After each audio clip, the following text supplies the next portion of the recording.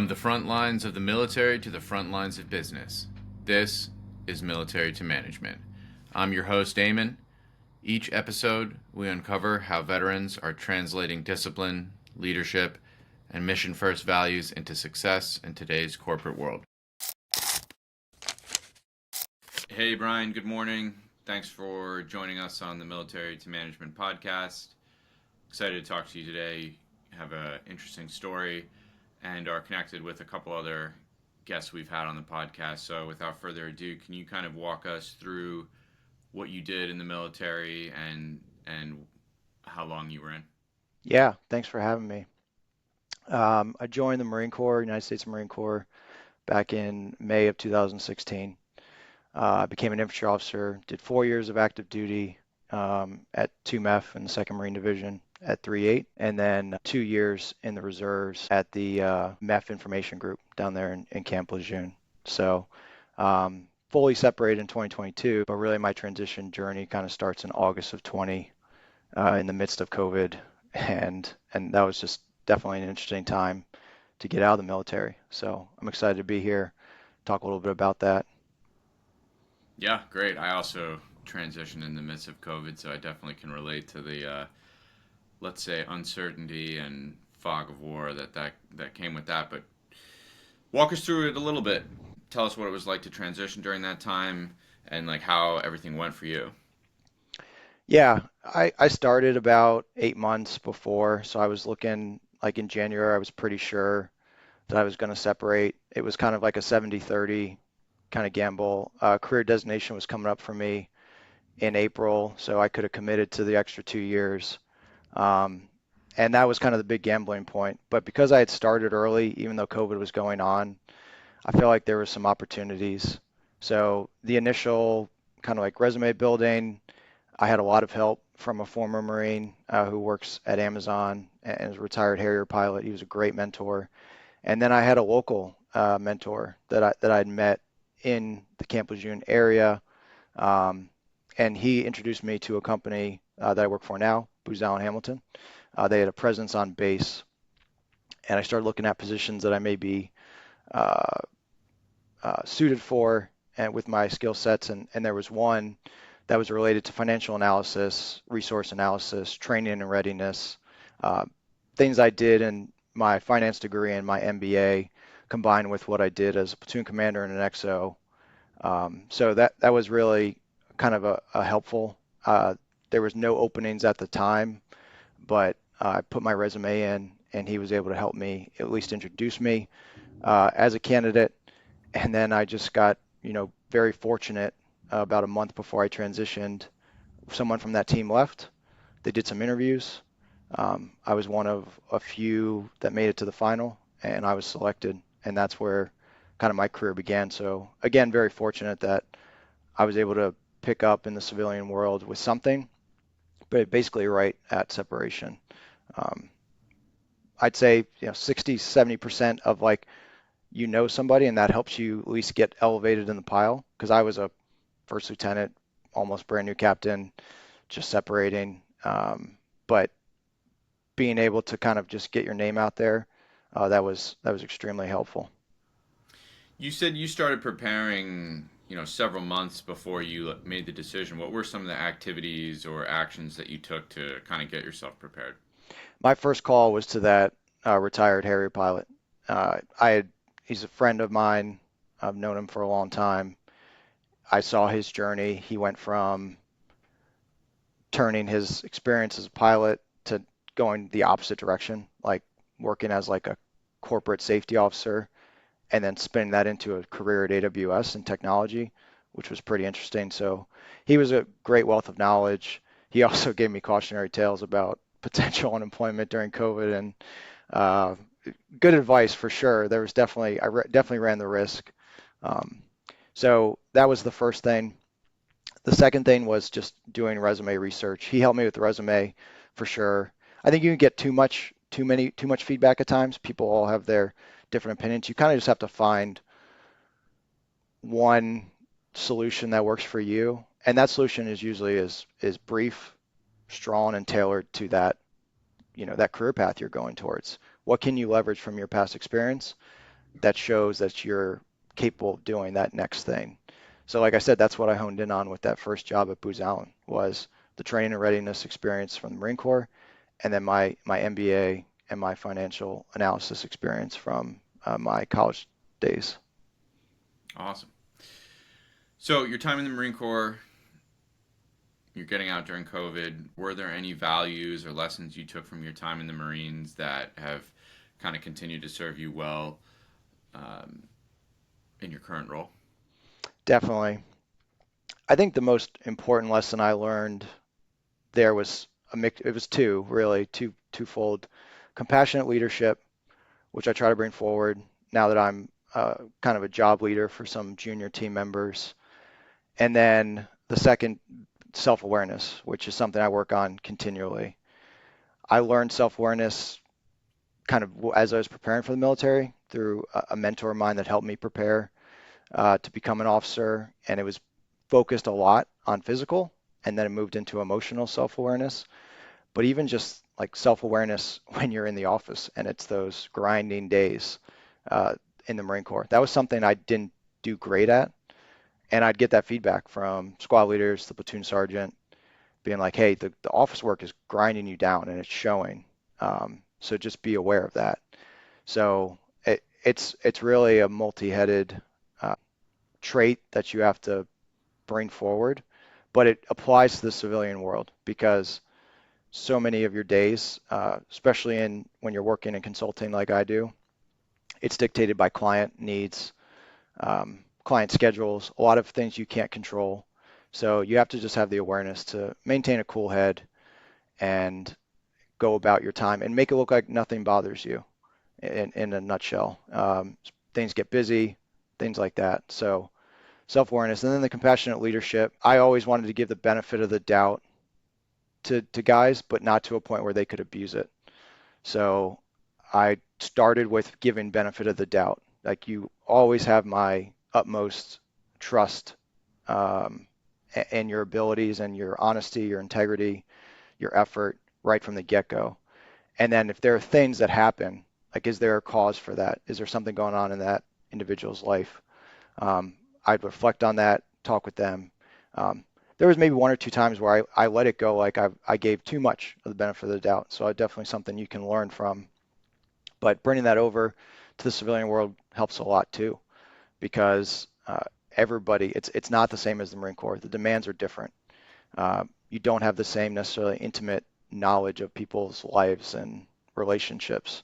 So it's definitely another good one to leverage. Really interesting. Yeah, that's a great point. Honestly, I could see how that would serve you well leading teams currently. Can you tell us a little bit about what's a week like? What's a day in the life like now while you're running teams at Booz? Yeah, so we specialize in cybersecurity in the commercial group. Booz Allen specialize in cybersecurity strategy, technology, um, solutions, and services. I'm in the commercial wargame and exercise team. So we develop simulated cybersecurity incidents for everyone, companies, medium to the Fortune 500, down to some of the largest companies, up to the largest companies in the world. And we develop them for their enterprise stakeholders that are from the technical up to the C-suite. So it's really a great range of individuals you get to interact with. There's a lot of responsibility interacting with very influential people in these organizations. And at the same time, you get to be with the technical stakeholders, which I specifically enjoy. And so day to day, it's managing our clients and our engagements. I really enjoy it. I love being creative and staying up on cybersecurity incidents, bringing that to our clients, helping them advance their resilience. That's what we're there to do. We're there to help them exercise and practice their plans, how they would respond in an incident, identify strengths and areas for potential improvement, and then help them make them get better. Cybersecurity seems like a good industry for veterans in general. You know, you're doing wargaming, you're doing risk mitigation, and then you're prepared to act if needed. Are there any big shifts or trends in the industry that you're noticing that maybe some listeners might be interested in? So I was interested in cybersecurity, kind of started in 2021 when I was trying to learn some more technical skills on the data science side in Python. I learned about cybersecurity and how um, one of the machine learning um, algorithms, a time series analysis, essentially could help like in cybersecurity investigations. And I was like, that's interesting because I struggled with Python the entire time. Coding was not my thing, but developing the models was fun. And so I got interested in cybersecurity then, and I think at that time it was a kind of a height of not a height. Companies are still certainly getting attacked, but if you look at maybe open source statistics from then and now, while the attacks remain high and they've continued, companies are more resilient. We're seeing companies think about just how do we maintain operations as opposed to how do we kind of handle this threat actor and uh, pay them or something like that. So resilience is something that I'm seeing a lot of, and it's great because companies are prepared to like handle if there is a incident, and then they're just focused on maintaining their business operations until their teams can get back up and running. So I think that's a big shift from just a few years ago where companies were still playing catch up in maybe the backup game, just from things that I read and saw as I was entering this industry, because I made this pivot in late 2021. So And there are like tons of cyber security attacks like every day, right? Is that there fair? are, yeah, and that's the important thing to note too. Like, and companies handle the volume. They handle it well. I mean, there's a lot of cybersecurity events, so things that could potentially become incidents that don't. And then there's low level incidents that companies handle quite often, and they're well prepared. Sometimes it rises up to a certain level. Not everything gets, elevated to the highest levels of the organization. Yeah, a lot of companies are doing a great job with that. And so with the exercises, we just try to hone in on where what's the newest thing that they're concerned about. There's so many different dynamics. There's direct attacks, there's third-party vulnerabilities, third-party risks, supply chain risks in your software. There's all kinds of domains that you can look at and look at the risks and just prepare for if an incident were to occur in that domain, how do we respond? Awesome. You're saying a lot of things that I feel like military people would, get excited about. Some similar terminology there. Yeah, there is. There is. I mean, that's how I got into. So I started in cyber incident response planning. So I was able just to leverage like building the operations order essentially and understanding that construct to kind of just, and again, it was an internal move in Booz Allen, but there was an opportunity open in a growing team. Uh, I saw it. It was going from, the federal side to commercial, which I enjoy because it's very fast paced over here. It brings me a lot of satisfaction to work with different commercial enterprises.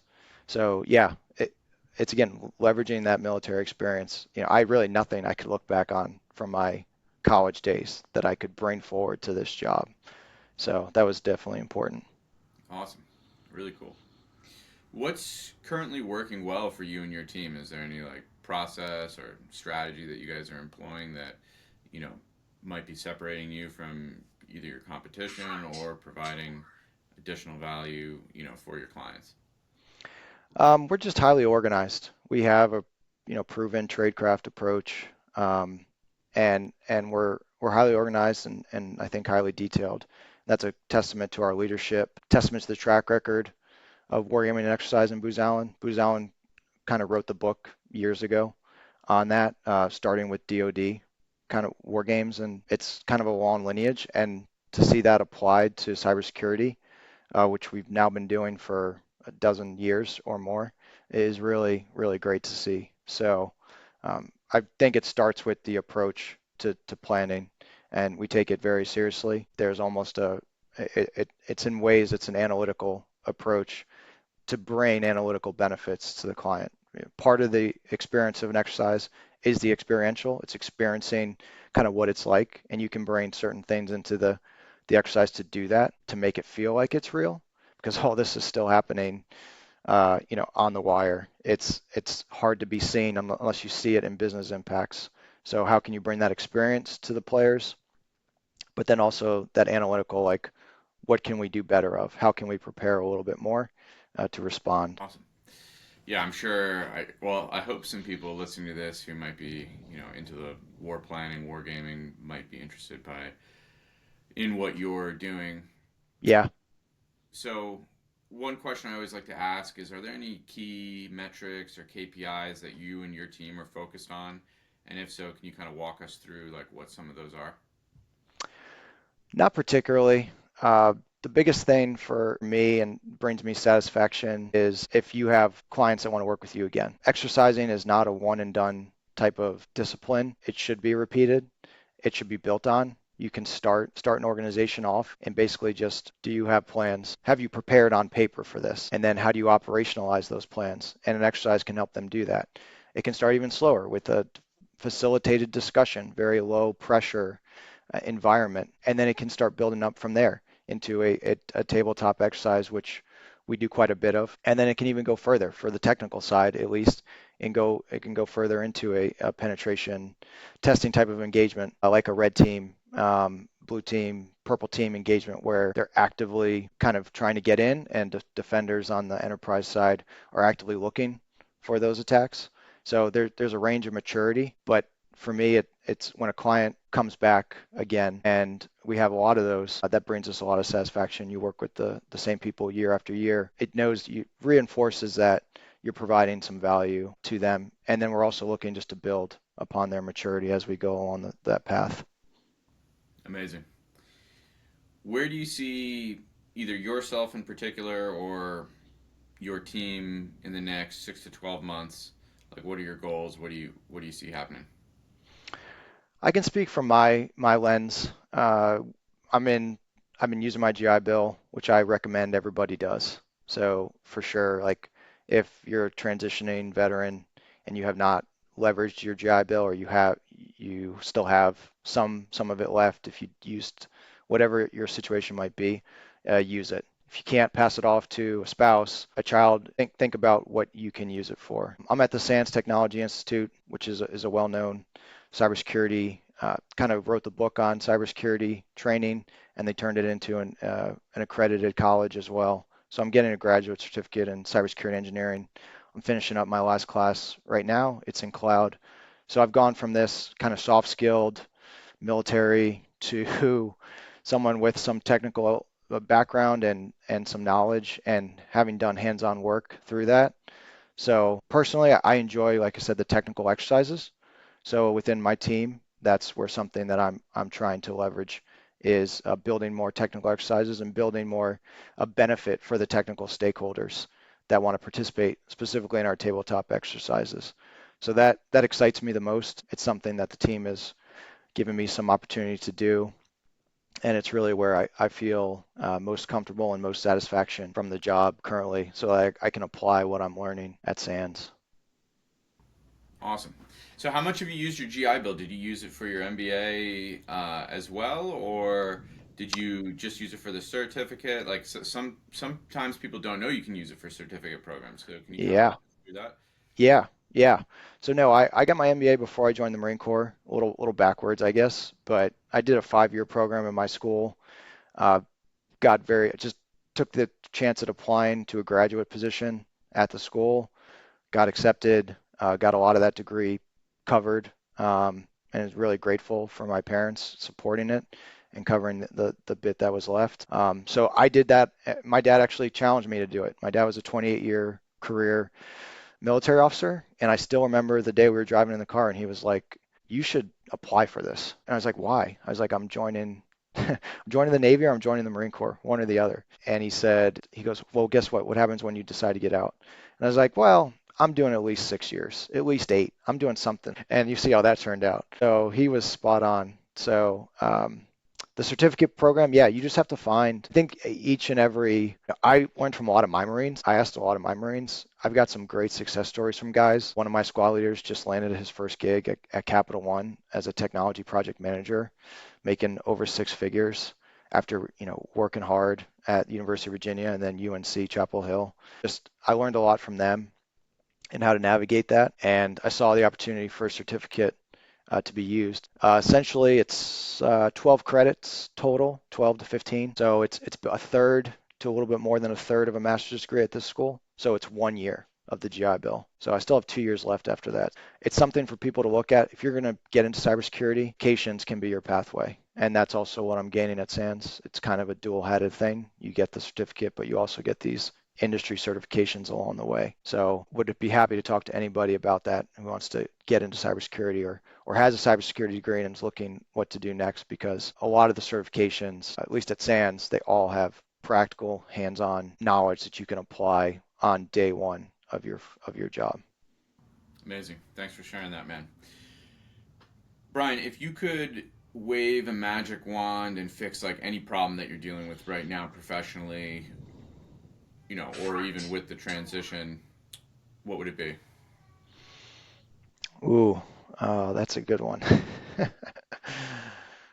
More time in the day, maybe more time in the day. So um, we get busy at times, and it forces you to be more efficient with your time. So not necessarily a bad thing, but certainly getting more hours between the kids drop off, the kids pick up would be uh, helpful. Magic wand for other things. I would say just for the cybersecurity industry as a whole, start removing years of experience for a lot of these jobs. And I've seen it. It's just a barrier of entry for individuals. I've talked to multiple former Marines that want to get into the industry and either have done like a cybersecurity degree program or were like in communications, or now I guess the Marine Corps really is expanding in cybersecurity operations, which is fantastic. But they have either no years of experience or maybe 4 years, and really they could be qualified for a job that says we want 7 to 10 years of experience. Like when they look at the job functions, they look at the things they have to do. Maybe they even have certifications, but they want 7 to 10 years of experience. That's one thing that I think bothers me. There's so many cybersecurity job openings. It's like national news how many openings there have been. It's just tough to find the individuals that fit that. And I think if companies could open that up a little bit and remove it, and I've seen it sometimes, I've seen it very clear. It's like it's a mid-level to maybe upper level position, and they don't specify what years of experience you have, but instead they want you to have, you know, uh, experience working in the cloud. They want you to have experience understanding different, you know, endpoints in the environments and IT and OT. And so there's all different kinds of things that they can do, but that would be one thing, is that the years of experience are much more just to inform maybe their decision if they have to, as opposed to making it a prerequisite to get into the door, even get an interview. I love that.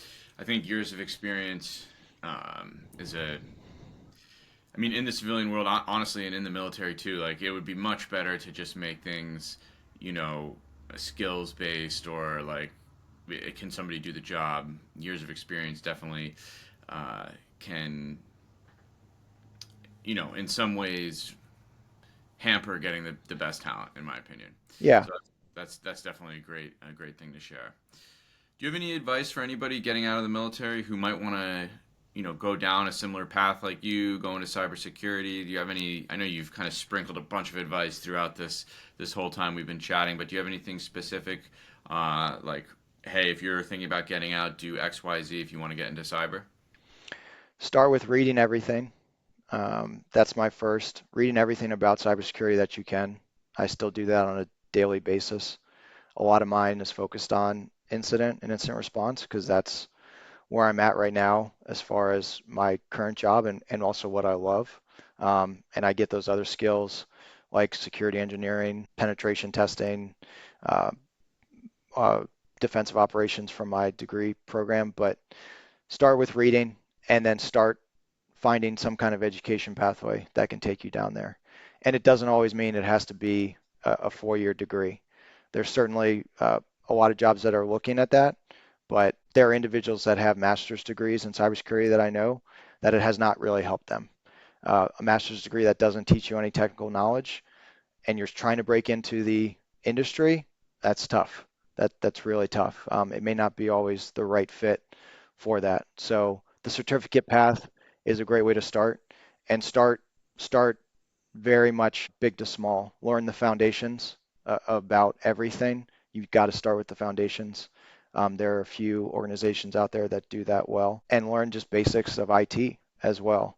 Like it's hard to start learning security and then not know basic networking as an example. So a lot of great paths and certifications will try to teach that, but that's my biggest thing is you got to start with those skills, because when you get to building a resume, if there are specific skills that you have done, and while you don't have experience to relate it to a job, you can still put those skills down there, and it should stand for something. And then like I said, the reading everything. I didn't read enough in the Marine Corps. That was like my biggest secret, dirty secret, that I didn't read. I was too focused, but not an excuse, as General Mattis would probably say. Like you are functionally illiterate if you don't read, and that's so true. There's so many things that you can bring forward from reading and gaining those experiences through reading. Like your individual time and experience will never be enough. So uh, I think that's how I'd sum it up. Amazing advice. Is there anything else you want to share with our listeners? If anybody's interested in connecting with you, talking with you, how can they look you up? Anything you want to plug? Yeah, I'm LinkedIn, Brian Baldini. You should see me pop up. You can feel free to reach out via LinkedIn. I think that's the best way and easiest way. I'm happy to chat anytime about cybersecurity. And then just don't give up. It find find what your niche is. Find how you can leverage your military experience for your first role, and just get your first role, and then you can grow from there. There's so much you can do while you're working. You just have to prioritize, and time management and all those things will come into play. And you've learned that in the military. So don't get caught up in everything what everyone else is telling you to do. Certainly just find the path that makes the most sense for you. Amazing. Well, thanks for joining us this morning, Brian. Appreciate the wisdom that you shared with us today. And yeah, thank you. Semper Thanks for Fi. having me. I appreciate it. Thank you to our guest for sharing their journey from the military to corporate leadership. We'll be back soon with more stories of veterans proving that success doesn't end with a uniform. It begins a new mission. This is Military to Management with your host, Eamon.